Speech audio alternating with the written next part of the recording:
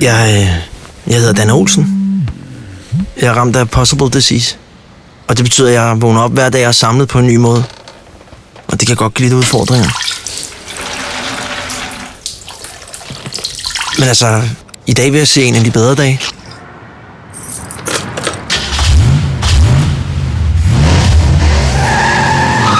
Jeg har valgt at beholde min bil, fordi de andre på jobbet, de skal ikke kunne sige, hey Dan, du kommer altid for sent. Nej.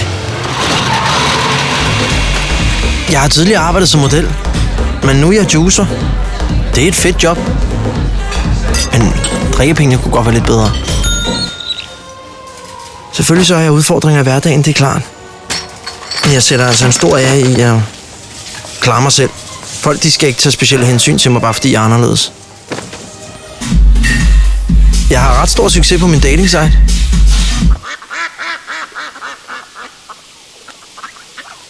Selvfølgelig så drømmer jeg om at blive normal igen. Ja, det kræver egentlig bare, at jeg bliver samlet rigtigt. Du kan også drille vennerne med et fotopuzzle. Hent Possible-appen gratis i din App Store.